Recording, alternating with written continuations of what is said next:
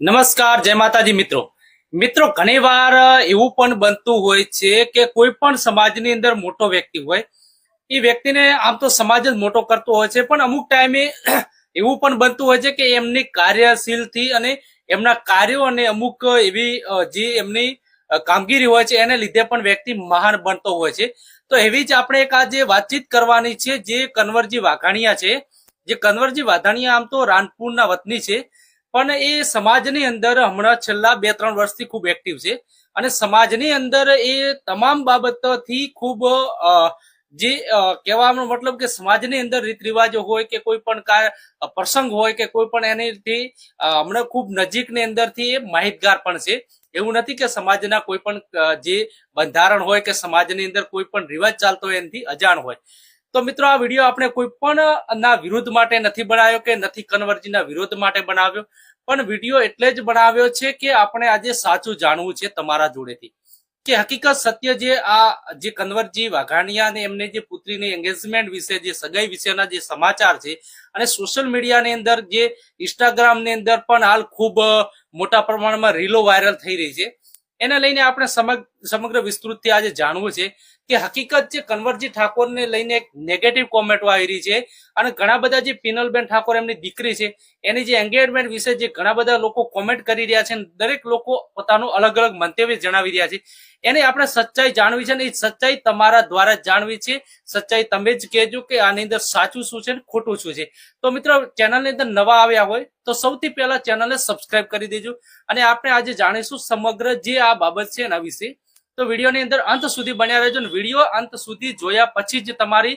કોમેન્ટની અંદર તમારી રાય જરૂર બતાવજો, કેમ કે અધૂરો વિડીયો જોયા પછી તમને સંપૂર્ણ માહિતીનો ખ્યાલ આવશે નહીં. એટલે અધૂરો વિડીયો જોઈને કોઈએ ખરાબ કોમેન્ટ કે કોઈના વિરુદ્ધ નેગેટિવ કોમેન્ટ કરવી નહીં. તો મિત્રો, આપણે વાતચીત કરીએ તો જે ઠાકોર સમાજની અંદર બંધારણ બન્યું, એ બંધારણ હમણાં ઠાકોર સમાજની બંધારણ એટલા માટે બન્યું કે જે ખોટા ખર્ચા થઈ રહ્યા છે, એ ખોટા ખર્ચાને કઈ રીતે આપણે નાબૂદ કરવા અને સમાજ જે દિવસે ને દિવસે દેવાની અંદર જે ડૂબી રહ્યો છે એ દેવાની અંદર ના ડૂબે, એ ખોટા દેખાવાની અંદર ના પડે અને પોતાની જમીન કે દાગીના ગીરવે ના મૂકવા પડે, વેચવા ના પડે અને સમાજ તમામ સમાજોની દિશાની સાથે, જે તમામ સમાજો છે એની સમાજોની સાથે હરોળની અંદર કેવી રીતે ચાલી શકે એને લઈને જે સમાજની અંદર બંધારણ કરવામાં આવ્યું હતું. અને બંધારણ કરવામાં આવ્યા પછી 3-4 વાર જે બંધારણનું ઉલ્લંઘન થયો છે અને એ ઉલ્લંઘન પણ મોટા વ્યક્તિઓ દ્વારા જ કરવામાં આવ્યો, કોઈ નાના વ્યક્તિ દ્વારા કરવામાં આવ્યો નથી. અને જે જ્યારે બંધારણ બન્યું હતું એ બંધારણમાં કન્વરજી પણ હાજર હતા ત્યાં ઓગણથળી મુકામે. અને મિત્રો, આપણે આજે વાતચીત કરીએ તો જે કન્વર ઠાકોર છે હમણાં એ ખેડૂત સેલિબ્રિટી છે અને ખેડૂત તરીકે અમને બેસ્ટ એવોર્ડ પણ મળેલા છે. નરેન્દ્ર મોદી સાહેબના હાથે પણ એમને એવોર્ડ મળેલા છે ને રાજ્ય સરકાર દ્વારા પણ એમને એવોર્ડ મળેલા છે અને સમાજની અંદર પણ એમની ખૂબ માન મર્યાદા છે અને હતી. એના પછી મિત્રો વાતચીત કરીએ તો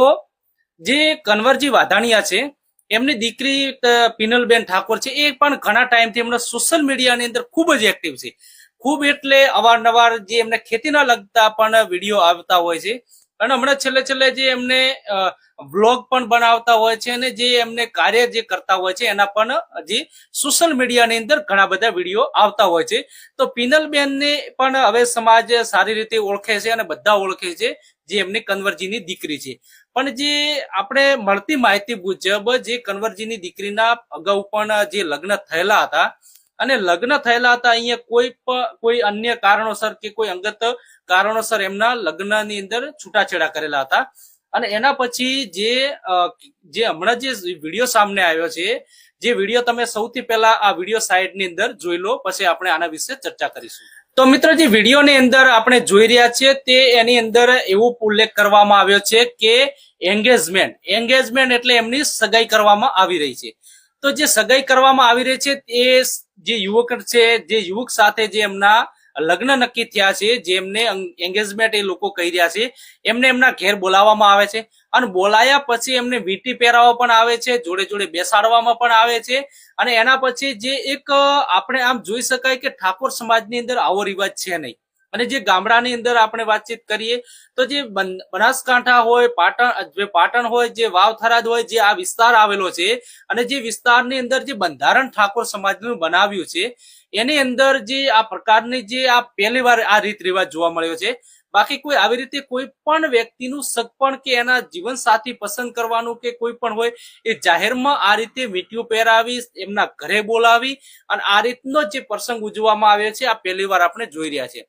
કેમ કે સમાજની અંદર આ પ્રકારનો પ્રસંગ નહોતો. તો જે કન્વરજી જે વાધણિયા છે એ આપણે જોઈએ છે જે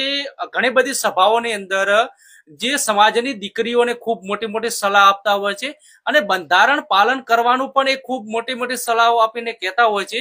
કે ઠાકોર સમાજનું બંધારણ પાલન કરજો, નકે આવનારો સમયની અંદર જે પરિણામ આવશે એ ભોગવવા માટે તૈયાર રહેજો. તો જે કન્વરજી ઠાકોર જે સમાજની અંદર હોય કે કોઈ પણ પ્રસંગની અંદર જે એમના મંતવ્યો રજૂ કરતા હોય છે ત્યારે એ મંતવ્યો આપણે જોવા જઈએ તો જે એમના દીકરીના જે એંગેજમેન્ટ થયા છે અને જે આ પ્રકારે થયું છે જે રીતે સોશિયલ મીડિયામાં એક્ટિવ છે અને કન્વરજી ઠાકોર દ્વારા એવું પણ અગાઉ કહેવામાં આવ્યું છે કે દીકરીઓને મોબાઈલ આપવો નહીં અને મોબાઈલથી પણ દીકરીઓને દૂર રાખવી. તો મળતી માહિતી મુજબ એમની દીકરી જોડે 2 થી 3 મોબાઈલ હોય છે અને સતત એ સોશિયલ મીડિયાની અંદર એક્ટિવ હોતા હોય છે અને જે પોતાને ખેડૂત સેલિબ્રિટીના નામે ઓળખાવે છે પણ ખેડૂત સેલિબ્રિટી એ કન્વરજી વાધાણિયા છે, એમની દીકરી નથી. તો જે આ પ્રકારની જે હવે જે આ એંગેજમેન્ટ વિશે સગાઈ વિશેના જે એમના જે વિડીયો સામે આવ્યા છે ઇન્સ્ટાગ્રામની અંદર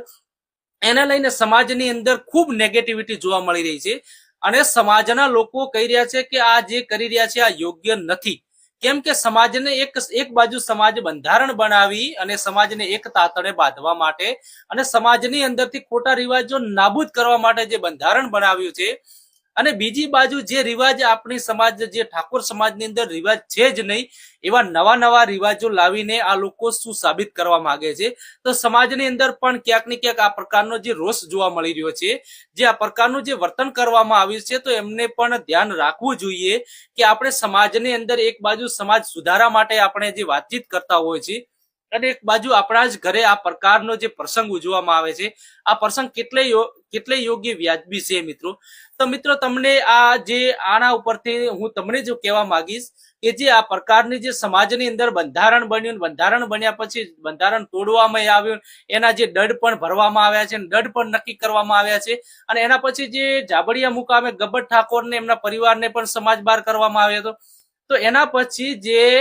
આપણે એક સત્ય વાત એની અંદર કરવા જઈએ તો જેમની જે સગાઈ થઈ છે જે રુદ્રભાઈ છે એમની જે પિનલબેન જોડે જે માણેકપુરાના રુદ્રભાઈ જોડે જે એમને સંબંધ નક્કી થયો છે